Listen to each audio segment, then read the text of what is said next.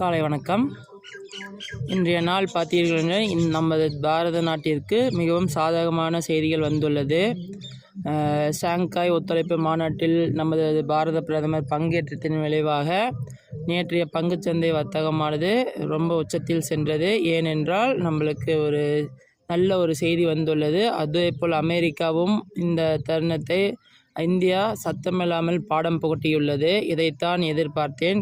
இதை நமது பாரத நாடானது செஞ்சுள்ளது. நிச்சயம் இது நடக்கும். நமது நாட்டை யார் கேவலப்படுத்தினாலும் அவர்களுக்கு பாடம் புகட்டப்படும். நம் நாட்டினை ரொம்பவும் அசிங்கமாக பேசின டொனால்ட் ட்ரம்ப் போன்ற ஒரு உதவாக்கரை ஒரு பிரசிடெண்ட்டாக இருந்து கொண்டு அடுத்த நாட்டை குறை கூறுவதை வழக்கமாக வாடிக்கையாக கொண்டுள்ள ஒரு முட்டாள் பிரதமரை அமெரிக்கா ஆனது தேர்ந்தெடுத்துள்ளது. ஆனால் இந்தியா சத்தமில்லாமல் நமது பாரத பிரதமர் அவர்களை தண்டித்துள்ளார் என்று தான் நான் கூற வேண்டும். ஏனென்றால் நிச்சயம் சொல்வேன், நமது பாரத பிரதமர் நம் தாய் நாட்டிற்கு நல்லது செய்துள்ளார் என்றே கருதுகிறேன். ஏனென்றால் ஒரே சமயத்தில் 2 காய் என்று சொல்வார்கள், ஒரு கல்லில் 2 மாங்காய் என்று சொல்வார்கள். அதுபோல் நமது பாரத பிரதமர் செய்துள்ளார். இதனை நிச்சயம் வரவேற்கத்தக்க விஷயமாகும். குறிப்பாக சொல்ல வேண்டுமென்றால் ஜப்பானுக்கும் சென்று ஒரு ஒப்பந்தத்தில் மேற்கொண்டுள்ளார்.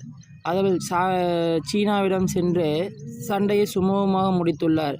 இதன் விளைவாக என்ன நடக்கும் என்றால் பக்கத்து நாட்டுக்குள் வர்த்தகம் எளிதாக நடக்கும். இதன் தாக்கமாக போக்குவரத்து செலவு கணிசமான மிச்சப்படுத்த முடியும். அதே போல் பார்த்தீர்கள் என்றால் நமது நாட்டிற்கும் அதுதான் தேவை. ஏனென்றால் அயல் நாட்டை நம்பினால் என்ன நடக்கும் என்று டொனால்ட் ட்ரம்ப் என்ற ஒரு கேவலமான பிரசிடெண்ட் என்ற பொறுப்பில் இருந்து கொண்டு காட்டிவிட்டார்.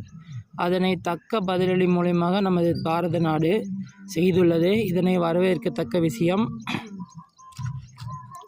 அதேபோல் பார்த்தீர்கள் என்றால் நமது பிரதமர் அவர்கள் நம் நாட்டிற்காக எவ்வளவோ செய்துள்ளார். நல்லது, அதை மென்மேலும் தொடரும் என்று நான் கருதுகிறேன். நமது பாரத பிரதமர் அவர்கள் நம் நாட்டிற்காக சேவை செய்து கொண்டே இருக்கிறார். அவர் 74 வயதிலும் கூட நம் நாட்டிற்காக அயராது ஓடிக்கொண்டிருக்கிறார். இதனை நாம் வரவேற்கத்தக்கதாக அமைய பெறுதல் வேண்டும், பாராட்ட விஷயமாக இருக்க வேண்டும். ஆனால் இதனை எதிர்க்கட்சிகள் அரசியல் செய்து கொண்டிருக்கின்றனர். இது ஏற்புடையதல்ல என்று நான் தோன்றுகிறது. ஏனென்றால் அயல்நாட்டு கொள்கையில் ஒரு சிலராக இருந்தால் மட்டுமே வெற்றி பெற முடியும். என்னமோ அமெரிக்காவுக்கு ஏற்றுமதி செய்யவில்லை என்றால் நம் நாடை படுத்துவிடும் போல் பேசுகிறார்கள். இது உண்மை அல்ல என்பதை நமது பாரத மக்கள் புரிந்து கொண்டிருக்கின்றனர். நன்றி, வணக்கம்.